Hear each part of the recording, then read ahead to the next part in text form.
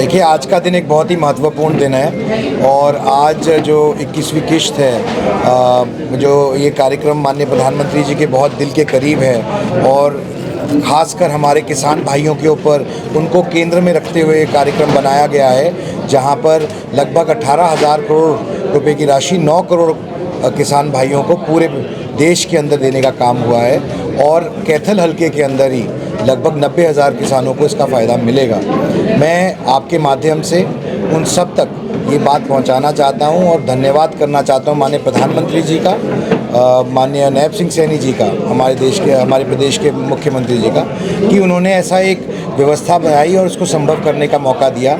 और माननीय प्रधानमंत्री जी की सोच में हमेशा से हमारे किसान भाई हमेशा से उनकी सोच के केंद्र में रहते हैं और एक सकारात्मक सोच के तहत उन्होंने हमेशा नीतियां गठित करने का काम किया है, चाहे वो सीधे तौर पर डायरेक्ट बेनिफिट ट्रांसफ़र करना हो कि खातों में सीधे पैसे किसान भाइयों बहनों के सीधे जा सके, या फिर ये जो इंस्टॉलमेंट जो अभी 21वीं इंस्टॉलमेंट गई है, ये हर इंस्टॉलमेंट बहुत कारगर साबित होती है, क्योंकि कहीं ना कहीं ऐसे मौके पर जब किसान भाइयों बहनों को उसकी ज़रूरत होती है, ये पैसा उनके काम आ जाता है। तो ये नीति और ये सोच हमारे देश के प्रधानमंत्री जी और उनकी सरकार की है, जो लोगों के बीच में आज एक तरीके से एक मिशन बन के बढ़ रही है। और ये जो प्रधानमंत्री जी का मानना है कि अगर देश को विकसित राष्ट्र बनना है 2047 तक, तो उसका रिश्ता कृषि से होके जाता है, हमारे किसानों से होके जाता है, किसानी से होके जाता है।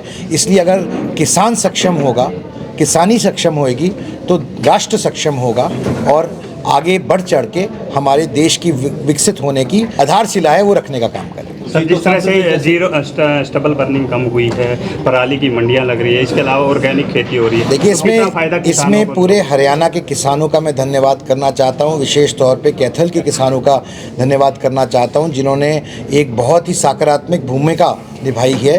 और इस बार जो मुझे जानकारी मिली है कि 180 के वनस्पत पिछले साल सिर्फ 9 ऐसे पराली जलने के मामले आए हैं। आपने ये बात लोकसभा में उठाने की बात की है। बिल्कुल, मैं ये बात लोकसभा में ज़रूर उठाऊंगा। ये मेरा प्रदेश है और मेरे प्रदेश के किसान एक बहुत ही महत्वपूर्ण योगदान दे रहे हैं, अहम योगदान दे रहे हैं, ताकि इसमें जो पोल्यूशन की परिस्थितियाँ हैं, चाहे वो दिल्ली की हों, चाहे किसी और राज्य की हों, उसके ऊपर नियंत्रण पाया जा सके और कंट्रोल किया जा सके।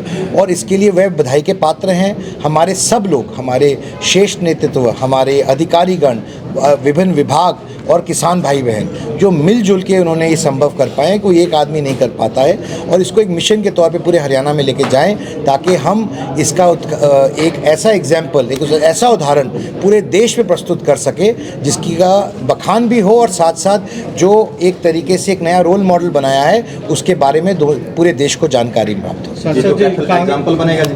हाँ बिल्कुल, क्यों नहीं बनना चाहिए, ऐसा एग्जाम्पल होना चाहिए। मुझे लगता है हमारे पड़ोसी राज्यों को भी कुछ सीखना चाहिए इससे। सांसद जी, जैसे हर राज्य में हार के बाद कांग्रेस वाले वोट चोरी की बात कहते हैं, अब भी कल प्रदर्शन किया जा रहा है लगातार। देखो जी, मैं तो सिर्फ ये कहूँगा कि कांग्रेस अपना मन पक्का कर ले कि वे चाहते क्या हैं। पहले वो कहते हैं कि ईवीएम में गड़बड़ है, जब वो ईवीएम से खुद जीत जाते हैं तो ईवीएम ठीक हो जाती है। फिर वो कहते हैं वोट चोरी हुई। अगर वोट चोरी हुई तो जिन राज्यों में वो जीते हैं वहाँ वोट चोरी हुई कि नहीं हुई। तो कांग्रेस पहले अपना मन बना ले कि जनता अपना मन बना चुकी है।